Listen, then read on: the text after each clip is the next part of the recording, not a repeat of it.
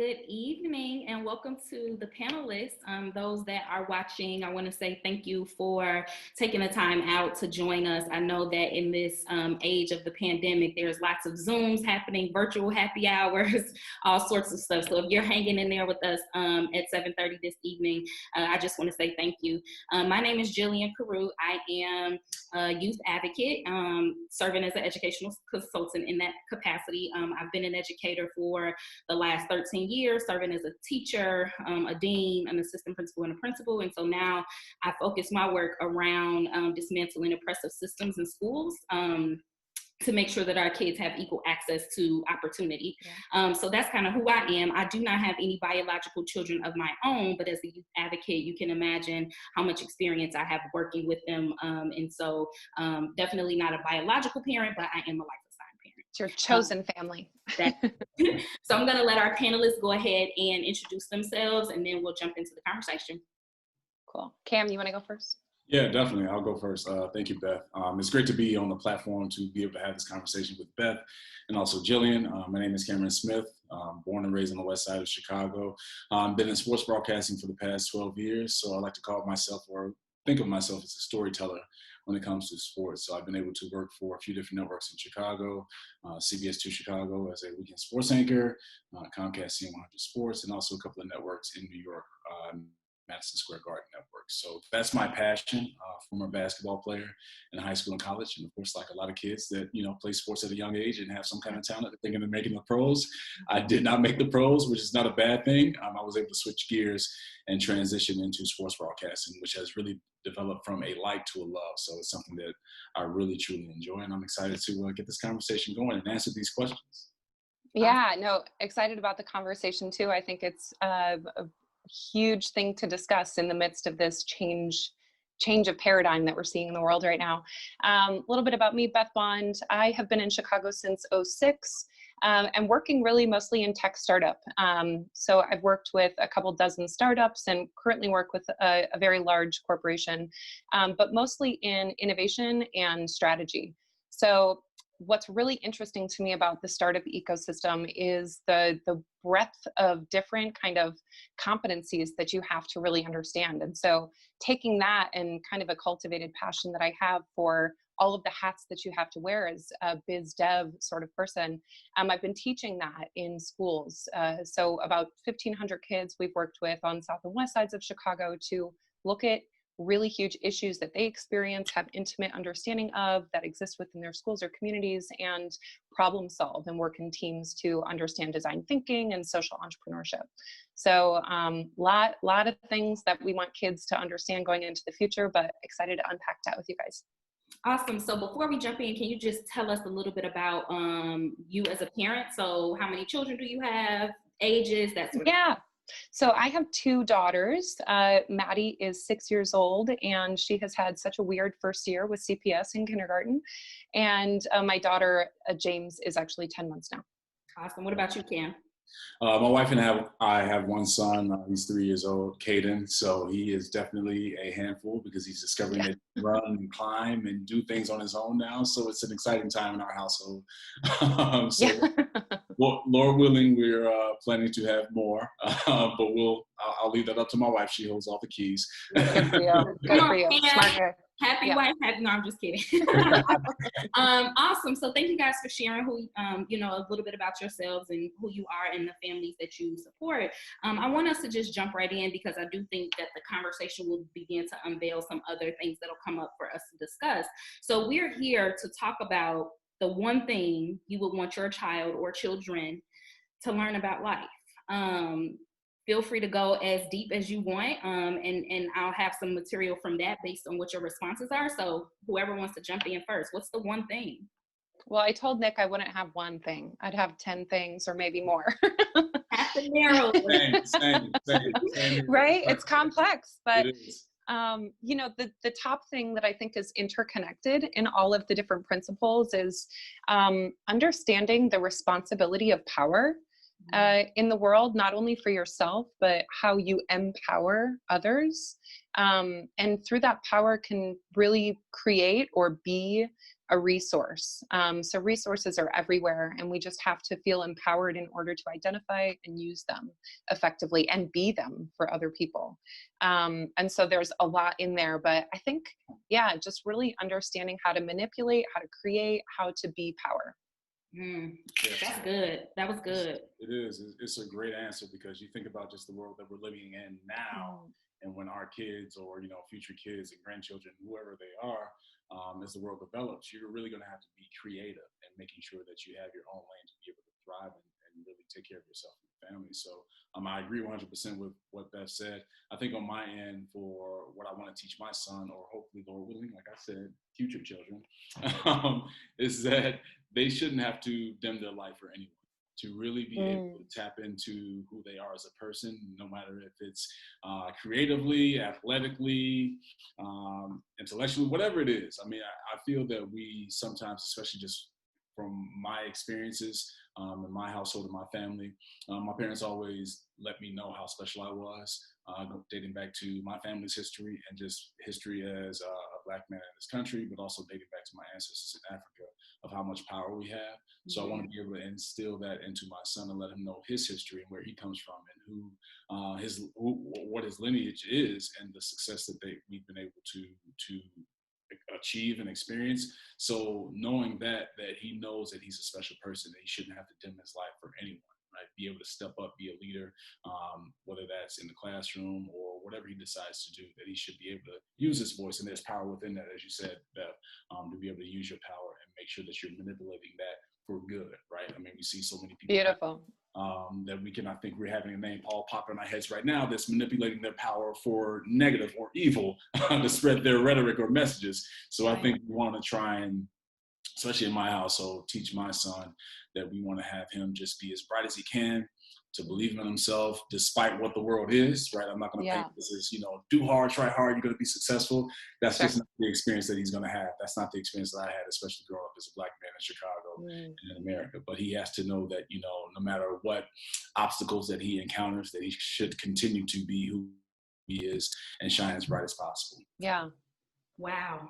I mean, that was so good and so inspiring, because I think about both of your responses and how forward thinking they are. I find oftentimes that the parents of the students that I work with most often have a very historic perspective as it comes to parenting, and wanting to shelter their children to think that, hey, the world is not full of racism. It's not, you don't have to worry about going out as a young Black male, because they care so much about them, they want to try to shelter them from that, not understanding that at some point they're going to definitely encounter it. So I just wanted to underscore how dope it is that you guys are thinking about power and thinking about how you have grown up as a young Black man in Chicago and what that might mean for your baby. I think that that's so dope. And I'm encouraged to hear you guys say that. Beth, you mentioned that there was a lot, right? So if I'm asking you one thing for your child to learn, right? If you could think of one particular skill, characteristic, trait that you would want your child to have, what would that one thing be? You want them to demonstrate faith, or have perseverance, or leadership? What's that one skill that you feel like if they have this, they're probably going to be all right?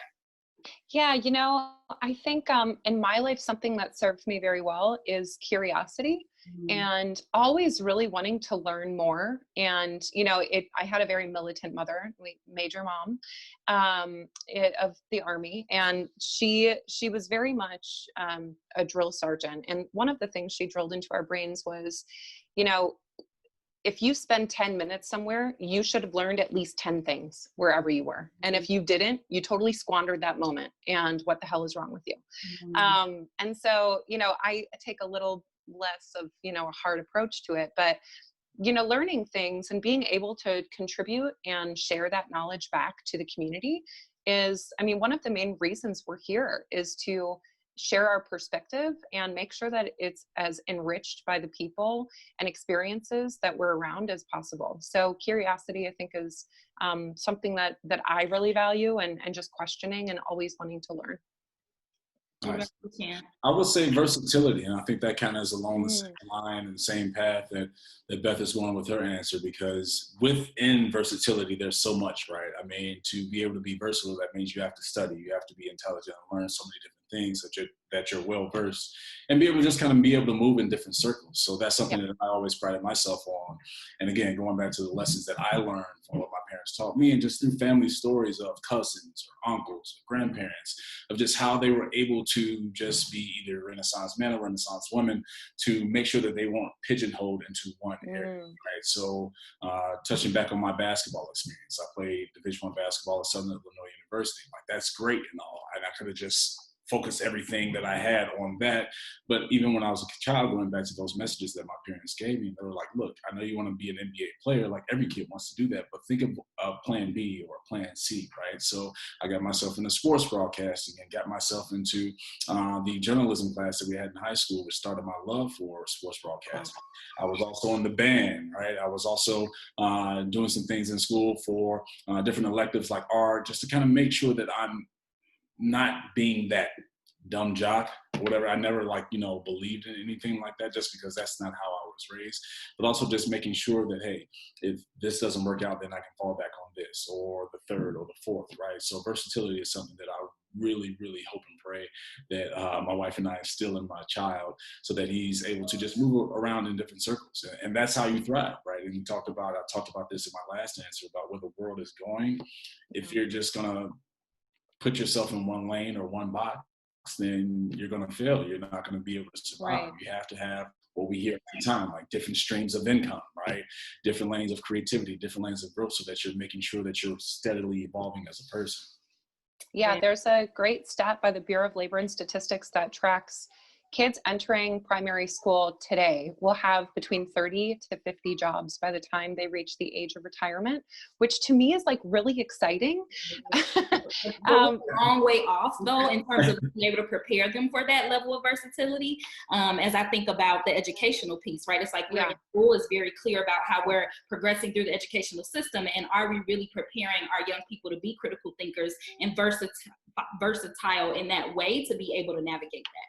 Right. But one of the silver linings I think we see with this pandemic is the acceleration that it's caused with updating a lot of the practices that we have across all industries, education being one of those. Like, how crazy is it that my 6-year-old logs into Google Meet for a 9:30 meeting with her class, and then 1:30 p.m. and then 1 p.m. on, one of the days that she has her smaller circle. But for her, education is Osmo and drawing and going on all of these cool, digital resources that we have now.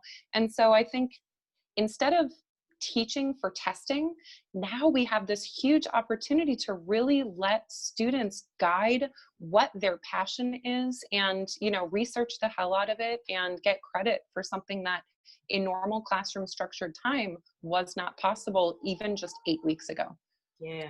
It's just the creativity aspect that we want to have for these future generations, right? So you talk about your daughter, Beth, how she's able to just log into her class and just be able to do her instruction and do her assignments. I remember when I was in high school, like from 99 to 03, I had a typing class. And that was one of the big things of learning about, Windows and AOL. Mavis Beacon. Right, exactly, right? And I was just like, okay, well, I didn't think at the time that it was going to be a big thing that I didn't need it, but I took it seriously because I knew at some point I'm going to have to type papers, presentations, and PowerPoints and all those things. So you have to be able to kind of make sure that you're, again, equipping yourself with those necessary skills so that you can write that paper, or that you can log yourself in at 6 years old. That's still amazing. I wouldn't be able to do that at 6 years old in the 80s. Like, no, that wouldn't happen. What I loved about her kindergarten schedule is instead of calling it library, they call it digital citizenship now, because you're learning how to be a citizen online. You're learning what's safe. You're learning how to create your username, create your password. Like, I was like, oh my gosh, this is such a different world. Like, we think everything happens in these slow evolutionary steps, but not anymore. Right. And just thinking about that title, you said digital citizenship, like that just opens your mind up, because now, okay, one, if you don't know what digital is, you're going to try and look that up and see what that means, and the root of that definition. Then you're going to go to citizenship, what that means is, and try and tie that all in together. So just things that we weren't thinking about when we were kids, when we were younger, that now our kids and future generations are just going to be more critical thinkers. Hopefully, we're growing them and teaching them that way. That, they should be steps above and beyond what we were at our ages. Yeah, I had this thought just because of the lens that Jillian shared before, just equity and, breaking down systems of oppression, like yay for digital citizenship, but what about like community citizenship? What about like real interaction? Because we'll never, we'll never lose our physicality. We may have as many avatars online as we can create through whatever platforms, but like until we understand how to be human or like global citizens that understand the vast perspectives that exist and how we can coexist and respect, maybe sometimes those, don't deserve respect. I mean, we don't have to talk about politics at this point, but like, how do we, make sure that in addition to digital citizenship, we are equipping our kids to understand how different and sometimes offensive other people's views are, but how we can still humanize them. Right. That's hard for me as like a 33-year-old, I mean, and that, I think that comes from communication, to be able to sit down and have those conversations, right? So if you think about, you talk about politics, but also if you want to go into racism or sexism, whatever it is, and you think about those people that have this certain type of thinking and knowing that, well, not them knowing, because that's a different story, but them not knowing what their views are and why they are saying this or using this word or treating a woman or man, whatever it is, a certain way, then you have to be able to sit down and be able to, on both sides, have intelligent conversations so they can try and break things down to get to the root of why do you think like that, right? Those are the conversations that I always wondered about. Just again, being a Black man in Chicago and experiencing racism on so many different levels, whether that's being on a certain part of the city, whether that's with the Chicago Police Department, or even going down to Carbondale, Illinois, where Southern Illinois University was, and experiencing racism there. Like you're these generalizations and stereotypes that are out there, people just feed into that without getting to know who that person is, right? So if we are able and people are willing and courageous enough to have those conversations, then I think we can really truly attack a lot of things that's been, just in the DNA of not even just this country, but also the world. Yeah, there was this, I'm sorry, Jillian, go ahead. Oh, no, you sure? Yeah. So it's very interesting hearing you guys. And so whenever I'm into these spaces, I always try to listen to the stakeholders in which I seek to serve, which are students and parents in a oppressive educational system. So hearing you guys speak, it makes me reflect in a way that I don't know that I had done before. And so I want to jump on kind of what you guys were talking about. So I'm hearing you say, this is the one thing I want my child to learn about life.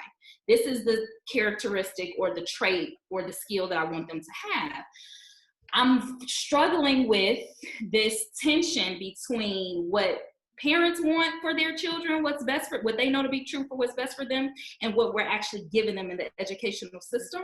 I know that there are a lot of participants who are educational administrators on this call. And so I really want to just take a moment for you guys to share from the parent perspective, based on what you want for your child and what they're currently getting in their educational spaces. What advice or what would you want to see have happen in schools so that you might be working more in partnership with the school? Because I didn't hear anybody say, I want my child to learn algebra, or to be able to do this awesome science fair project, right? Like, and I'm not saying that those things are not important, but the most important things in my perspective as an educator, we've gotten away from. And so I'm just wondering, what are you guys' thoughts, opinions, or advice for educational administrators to help bridge that gap? I would say for my son, I think we're very early in his educational phase, with him being only 3, so he goes to daycare.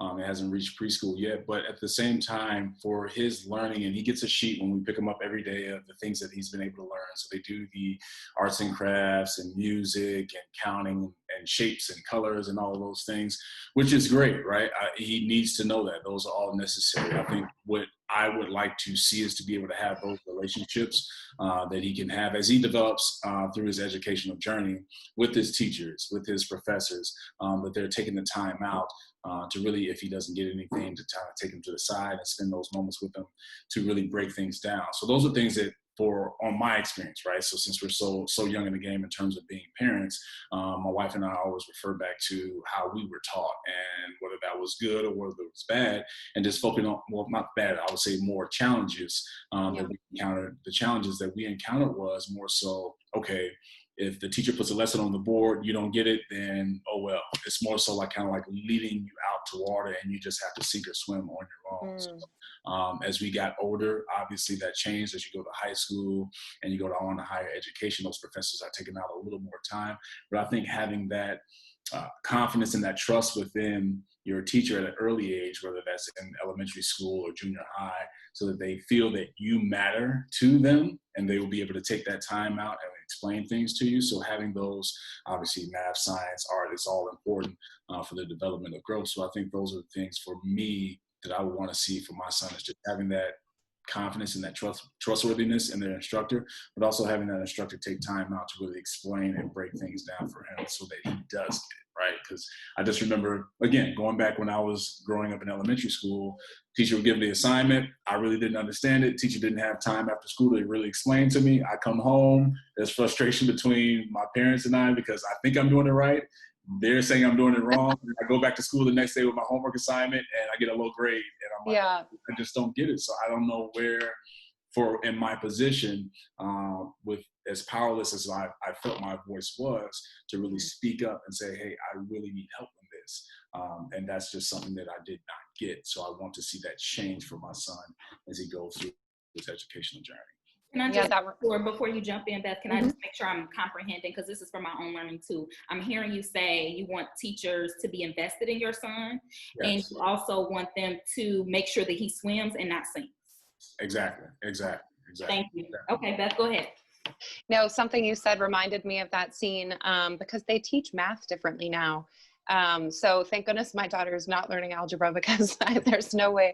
And my mom is a math teacher, Major Mom. I'm so sorry if you see this. But Mr. Incredible in Incredibles 2, he has to teach his son math, and he goes, "They changed math." It's like, yeah, why? Anyways, I guess my answer in working with, faculty and administration at different schools, I think the best outcomes that schools always see is when they start adopting this real world project-based learning. So instead of, studying, I'll use an example just because my mom is a teacher and she has a really great interactive curriculum around this, but like half-life and radioactive decay. And so she puts it through the lens of like a zombie apocalypse where, over the course of time, this is how much like radioactive material is breaking down.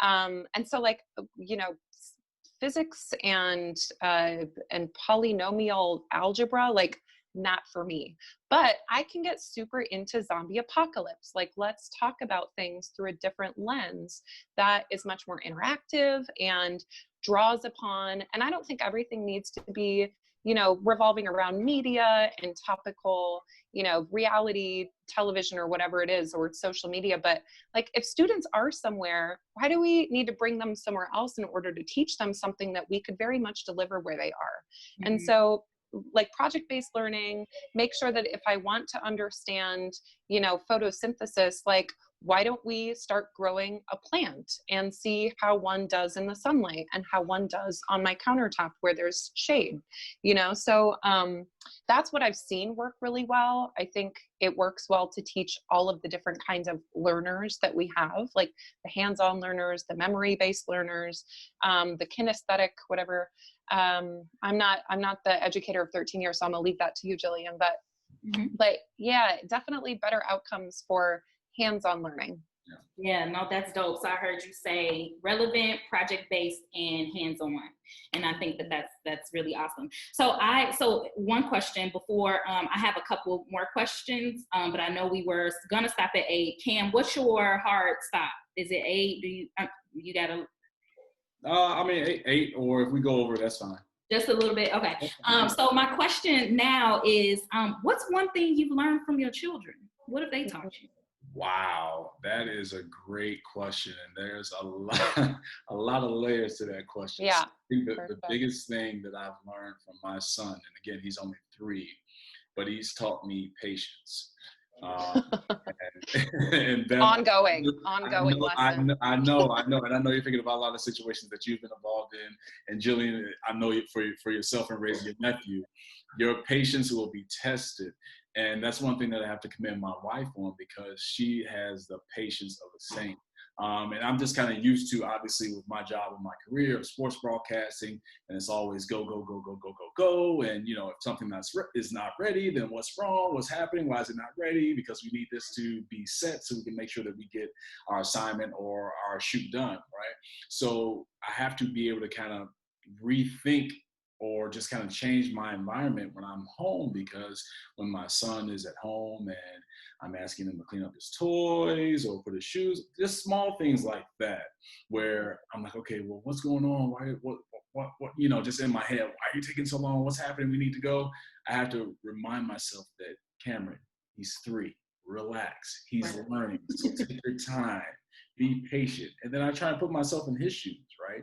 So if I'm the son and my father is telling me, why don't you have your shoes on? What's going on? You should know these things already. It's like, I would feel just like isolated, like, what's going on? So that's the biggest thing that my son has taught me, is how to be more patient and be a better father, right? So those are things that I'm continuing to learn. I'm not going to say that I'm going to have it down even when he's an adult and he's a grown man, but I think what I try to do daily is really, really be intentional on how my patience is being used and why I'm trying to be extra patient with my son to make sure that he's developing and growing in a healthy environment. Awesome. Thank you for sharing. What about you, Beth? Yeah, patience is definitely one of those top things. I think when Maddie first started speaking, and you get the existential exercise of the why, but why? And you are 7 whys in, and you're just like, I don't know, actually. Like, you start viewing everything in the world kind of like that. Like, you start asking why a little bit more yourself. Like, why is that way? Does it have to be that way? Should we create a new way? And yeah, some parts of this world, there's just no explanation for. And so I guess what I've learned is to start saying why a little bit more myself. Like, why does this process need to be this way if it's not working? But why do we have certain processes that either, to the work that you do, Jillian, create totally unfair, misstacked odds for populations outside of like the central city zone. I've got a little one beating on the door. I also learned to multitask a lot better. I thought I was really good at it before, much better now. Mm-hmm. But patience, man, that's something that in this lifetime, it's a continual process for me, for sure. Awesome. You guys are amazing, but I am going to get us off in the next 2 minutes, and I want us to end with you filling in the blank. Y'all ready? Yeah. I will feel like a successful parent if/when. Wow.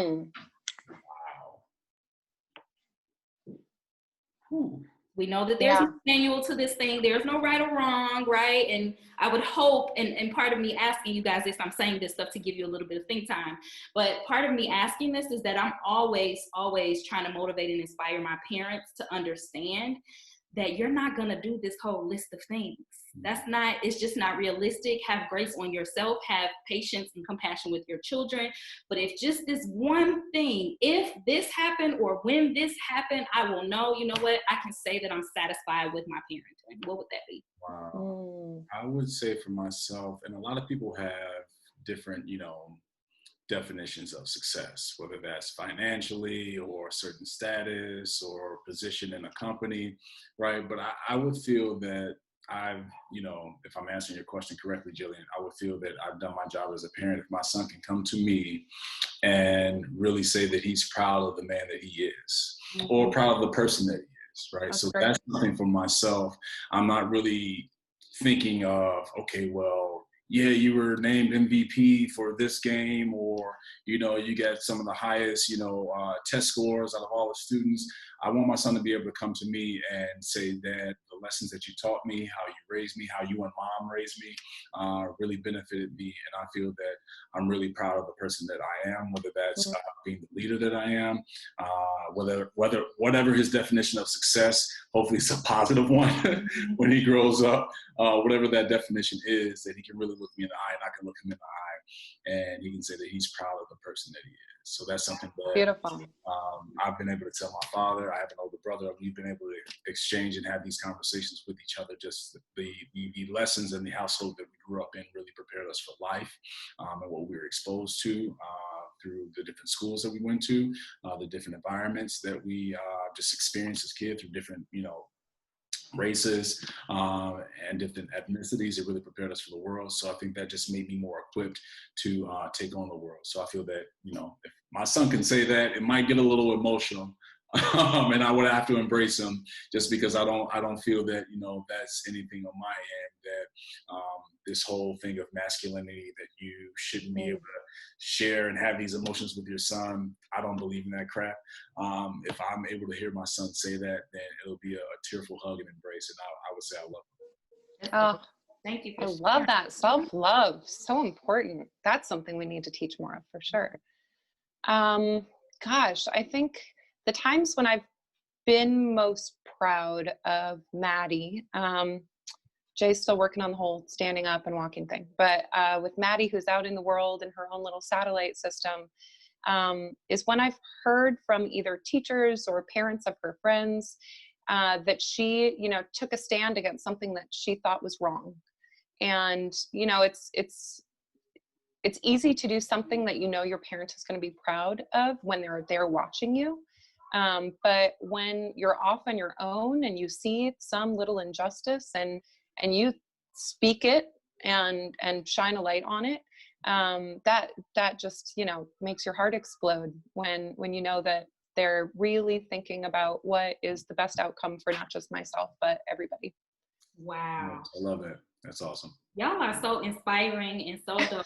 Thank you on behalf of me and all of the educators. I think I could speak for us all in saying that your parenting styles definitely lend to accountability for children, which is what I often hear educators say, well, parents aren't holding them accountable and all this stuff. It's like, no, it might look different, but I want my child to be responsible. I want them to do these things, right? And so hearing you guys talk about what you envision for your children and what makes you proud of them is definitely inspiring and invigorating. So thank you guys for continuing to push the needle in terms of what parenting in today's day and age need to look like, feel like, and sound like.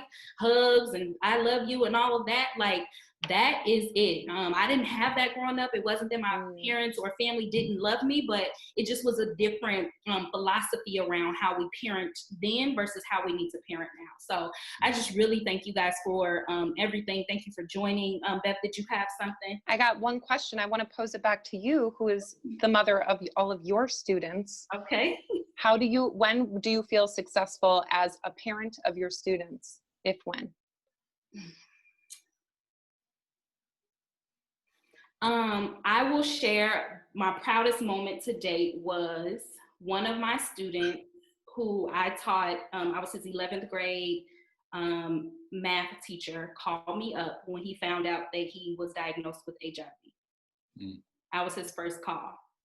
And that was such an emotional time for me because he trusted me enough. He knew I loved him. And this was well after, I mean, he had gone to college, you know, done all sorts of things, but his connection to me never faded. And to me, it was a testament of the relationships I've built with students and also my ability to be non-judgmental and to love and support them no matter what the situation was. So I think when they are able to come to me with things that they know, and in that case, I definitely wasn't disappointed, but even when they know that I may be disappointed by their actions, if, you know, they did something, but they still trust me enough to come and say, Ms. Carew, I believe that I know you're gonna be mad at me, but I still need to tell you this and I need help.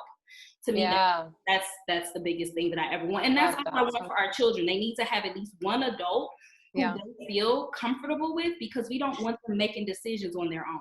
We just need to be open and wrap our arms around them and help them navigate life, right? And so thank you for that question. And oh my gosh, what an answer. Yeah, that was a great answer. And definitely, you know, credit to you, Jillian, for being able to create that relationship with that student so that they feel comfortable to come to you, and you being the first call. So that is really, really awesome. Yeah, I think, you know, having parents on the call of many types is such a smart thing that Nick and Glappitnova really intentionally do, just to make sure that there's this rich perspective. And shout out to all the teachers of the world who are the first call when a student needs to break some news or get some help, because that is not so rare. Yeah, you guys are amazing. Thank you for all the dope work that you're doing. And I hope that this will not be the last time that I cross paths with you guys. But I hope that you are well, your families stay well, and be healthy.